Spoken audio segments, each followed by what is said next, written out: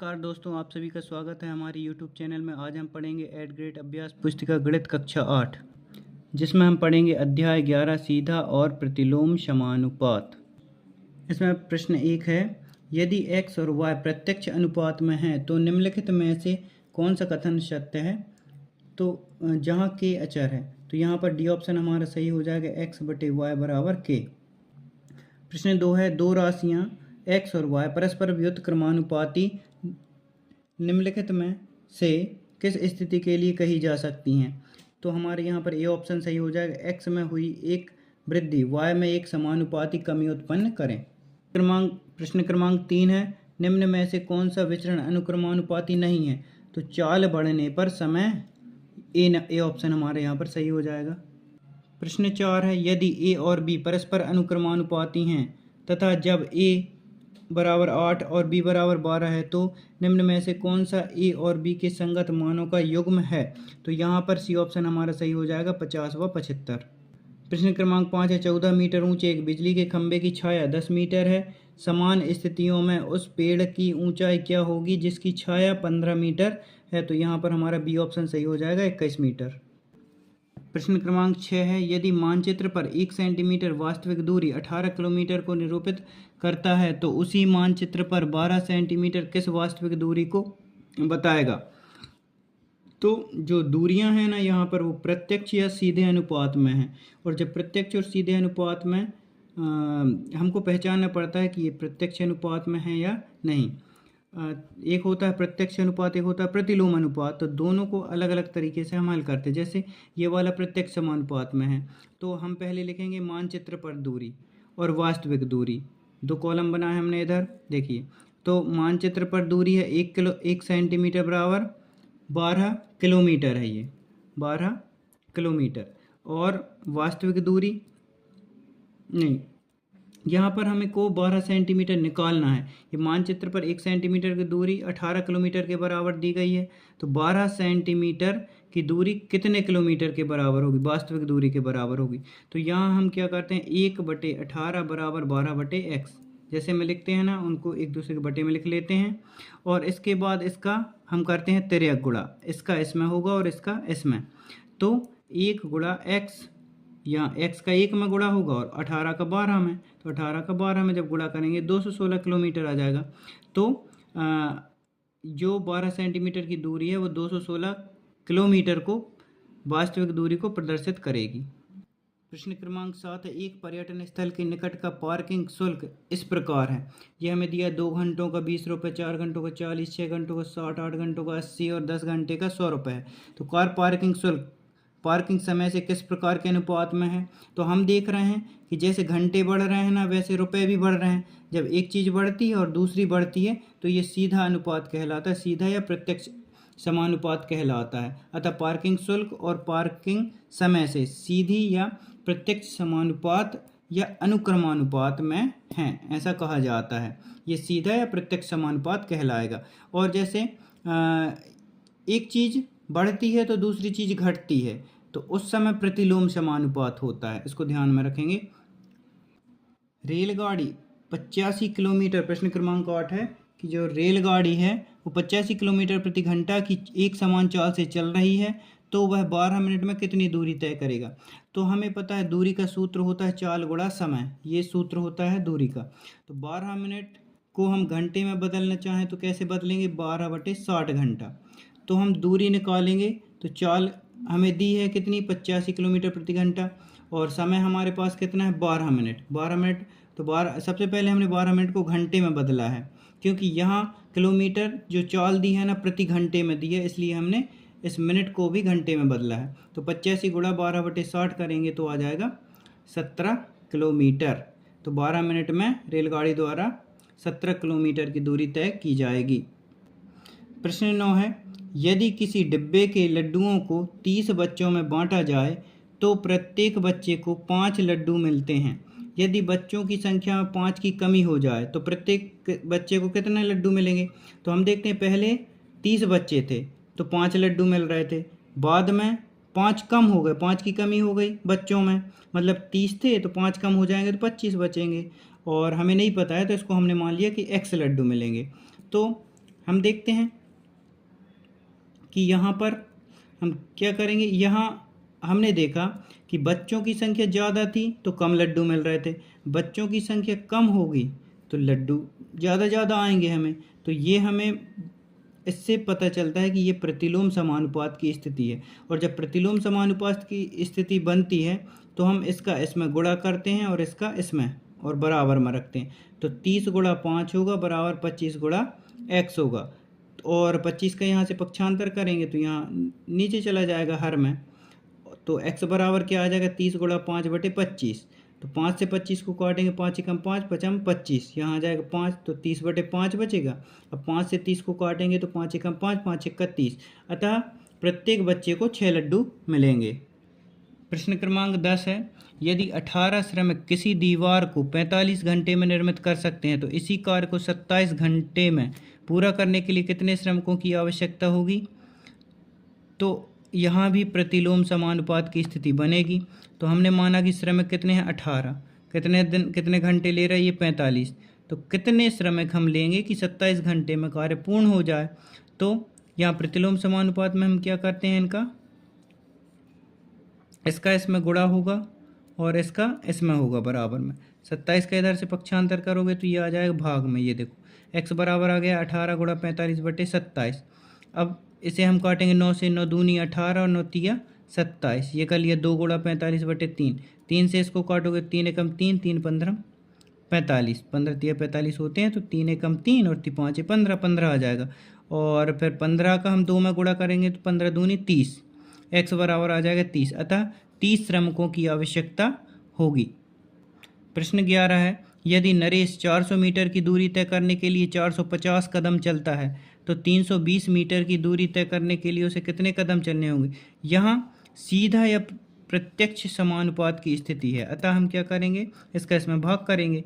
तय दूरी कितनी है 400 मीटर में 450 कदम, तो 320 मीटर की दूरी जो है उसमें कितने कदम चलेगा, तो यहाँ हमने x रख दिया।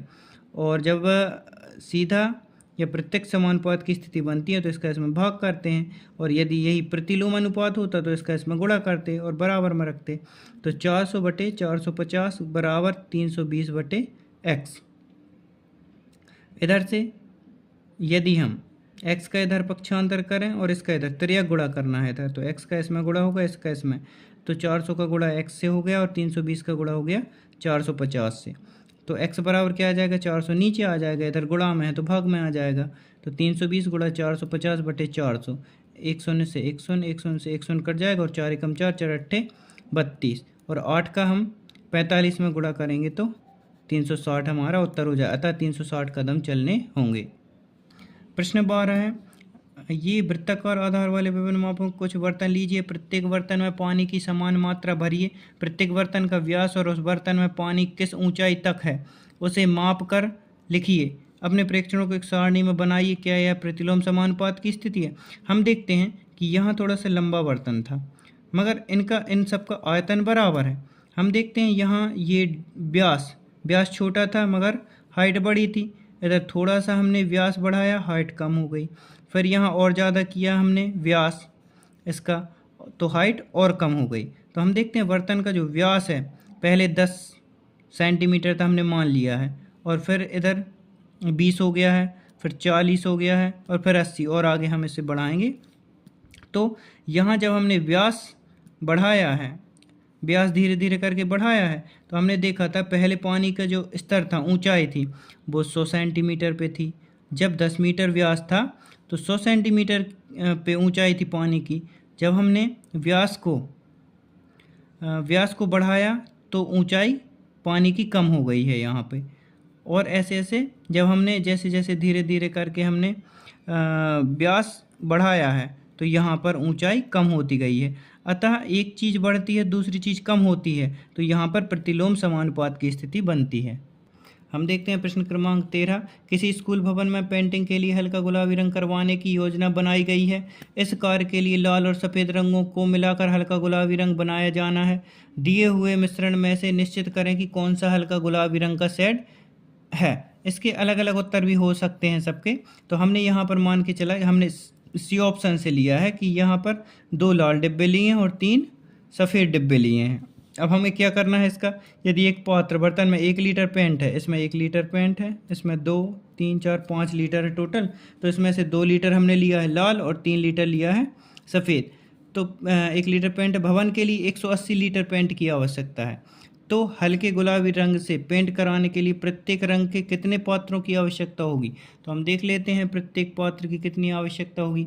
तो यहाँ जो लाल और सफ़ेद रंग के डिब्बे हैं, ये लाल रंग के 2 हैं और ये 3 हैं, मतलब 2:3 का अनुपात है इसमें। तो हम देखते हैं यहाँ सी सेड है, जो हमने सी सेड लिया है उसमें लाल रंग और सफ़ेद रंग का अनुपात कितना है, 2:3 है। यदि 180 लीटर पेंट चाहिए तो हम क्या करेंगे कि पहले एक की वैल्यू निकालेंगे, तो 180/5 करेंगे तो 36 आ जाएगा।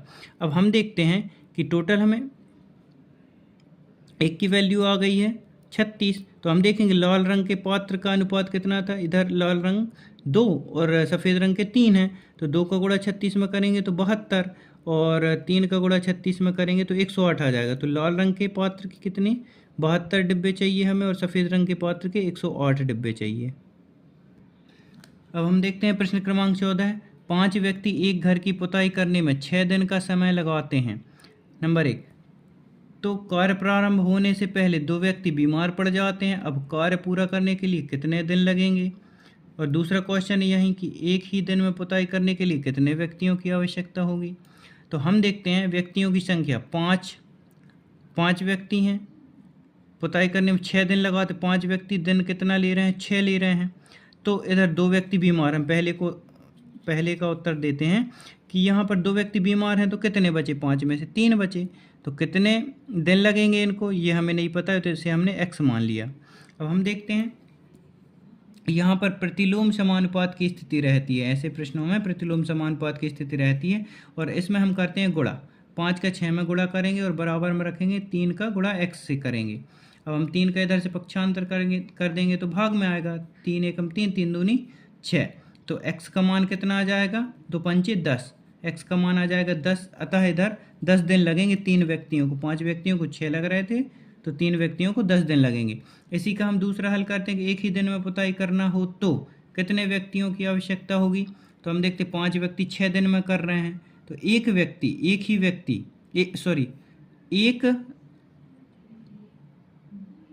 दिन में कितने व्यक्ति चाहिए इधर हमें। तो ये भी प्रतिलोम समानुपात की स्थिति, तो इसका हम क्या करें, 5 गुणा 6 बराबर हो जाएगा x गुणा 1, x का 1 में गुणा करेंगे तो x ही आ जाएगा, 5 का 6 में करेंगे तो 30। तो एक दिन में यदि हमें कोई काम करना है तो 30 व्यक्तियों की आवश्यकता हमें होगी। अब हम देखते हैं प्रश्न क्रमांक 15, रहमान तीलियों या डंडियों का प्रयोग करते हुए एक पहिया बना रहा है। वह समान तीलियां इस प्रकार लगाना चाहता है कि किन्हीं भी क्रमागत तीलियों के युग्मों के बीच के कोण बराबर हैं। निम्नलिखित सारणी को पूरा करते हुए निम्नांकित प्रश्नों के उत्तर दीजिए। हमने ये देखा कि ये उसने तीलियां लगाई, इसमें तीलियों की संख्या यदि 4 है तो यहाँ 90 अंश का कोण बन रहा है, यदि 6 है तो यहाँ पर 60 अंश का कोण बन रहा है, तो 8 है तो कितने अंश का कोण बनेगा, 10 है तो कितने का और 12 है तो कितने का, ये हमें भरने थे। तो हमने देखा कि जब 8 तीलियां, हमें पता है कि ये जो चक्र होता है यहाँ पर जो घड़ी, जैसे घड़ी का कॉन्सेप्ट हमने सीखा है कि वहाँ 360 अंश का कोण बनता है, तो ये सबका टोटल कितना आएगा 360 और कोण कितने हैं 8। तो इधर हम 8 का यदि 360 में भाग कर देते हैं तो ये हमें मिल जाएगा, 360/8 करेंगे तो 45 आ जाएगा और 360/10 करेंगे तो 36 डिग्री आ जाएगा और 360/12 करोगे तो 30 डिग्री आ जाएगा। तो ऐसे हम इनको और आगे तक निकाल सकते हैं। अब हम देखते हैं पहला क्वेश्चन, 15 तीलियों वाले एक पहिए के क्रमागत तीलियों के किसी युग्म का कोण बताइए। तो जैसे हमने 8 का 360 में भाग दिया, 360/8 किया, 360/10 किया, 360/12 किया, तो ये तीलियों की संख्या। अब 15 तीलियां हैं तो 360/15 कर देंगे, तो 360/15 किया है हमने तो 24 डिग्री आया हमारा। तो 24 डिग्री का कोण क्रमागत तीलियों के युग्म के बीच बनेगा। यदि क्रमागत तीलियों के प्रत्येक युग्म के बीच 40 डिग्री का कोण है तो प्रत्येक तीलियों की संख्या कितनी होगी। तो यहाँ पर तीलियों की संख्या निकालना हो या हमें प्रत्येक कोण निकालना हो, तो यहाँ पर हम 360 में ही भाग करेंगे, तो इधर भी 360 में हम 40 का भाग कर देंगे तो 9 तीलियों की आवश्यकता होगी। अगले अध्याय के लिए हम अगली वीडियो में मिलते हैं। धन्यवाद।